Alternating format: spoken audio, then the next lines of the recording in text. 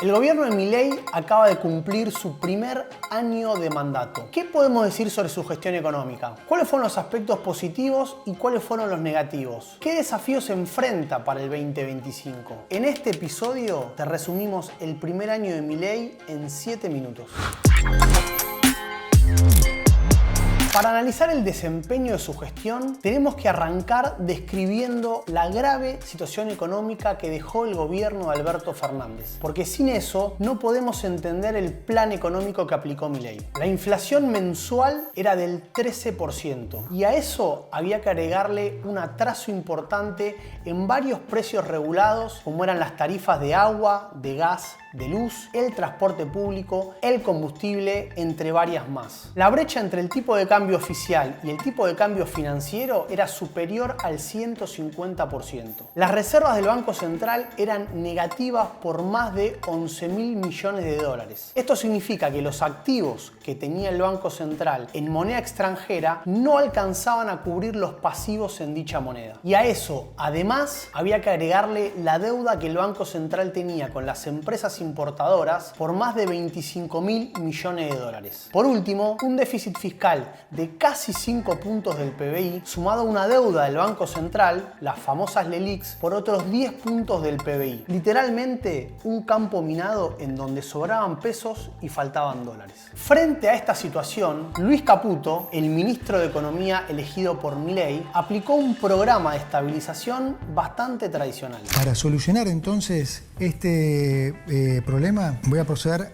a leerles las medidas que componen este paquete de urgencia, cuya finalidad es neutralizar la crisis y lograr estabilizar las variables económicas. Lo primero que hizo fue aplicar una drástica devaluación que llevó a que el tipo de cambio oficial se incrementara más del 120%. Eso, por un lado, sirvió para que se redujera de manera significativa la brecha cambiaria y para que el Banco Central acumulara reservas, pero por otro, impulsó de manera muy fuerte la inflación, que en diciembre del 2023 superó el 25%.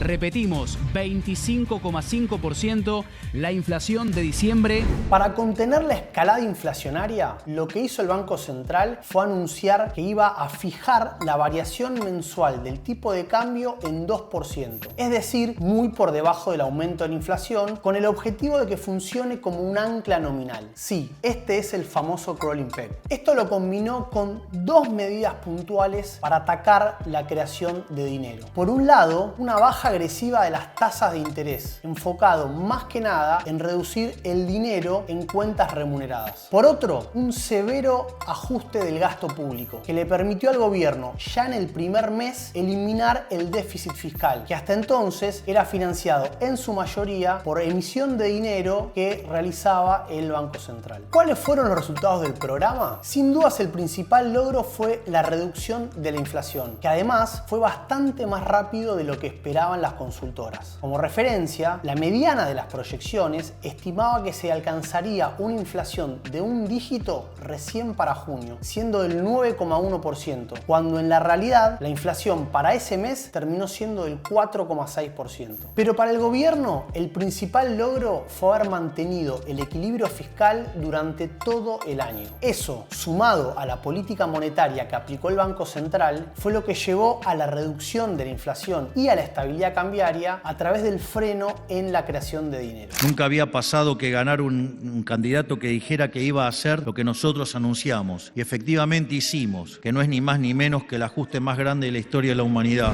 El tema es que el ajuste fiscal más grande de la historia tiene sus costos. En primer lugar, la actividad económica hoy se encuentra por debajo de los niveles del año pasado, en buena medida explicado por la caída de los ingresos y la destrucción del empleo. En la actualidad, el haber mínimo, contemplando el bono, se encuentra un 13% por debajo del promedio del año pasado. El salario del sector público se encuentra un 20% por debajo. El de los informales, 23% por debajo. Y el del sector privado registrado, un 4% abajo. Esto llevó a que la pobreza superara el 50%. Sin dudas, acá estuvieron las principales consecuencias negativas del programa económico, que el gobierno espera revertir para el año próximo, sobre todo pensando en las elecciones elecciones legislativas. Para eso es clave que logre seguir reduciendo la inflación y mantener la estabilidad cambiaria. Esto se presenta como el principal desafío, dado que en la actualidad el precio del dólar está en un nivel históricamente bajo, como resultado de que aumentó muy por debajo de la inflación a lo largo de todo el año. El problema que tiene un dólar barato es que estimula la demanda externa, tanto de bienes de consumo, insumos importados o el turismo en el extranjero. Esto impulsa la demanda de dólares, a la que hay que sumar los pagos de la deuda externa. Y si todo esto no es compensado por una generación de divisas similar, puede terminar desestabilizando el mercado cambiario. Además, hay que tener en cuenta que en la actualidad el Banco Central no cuenta con las reservas internacionales suficientes para hacer frente a una situación de este estilo, dado que en la actualidad siguen en terreno negativo por más de 6.000 millones de dólares. Por este motivo es que el gobierno decidió mantener las principales regulaciones cambiarias, a pesar de que la quita del cepo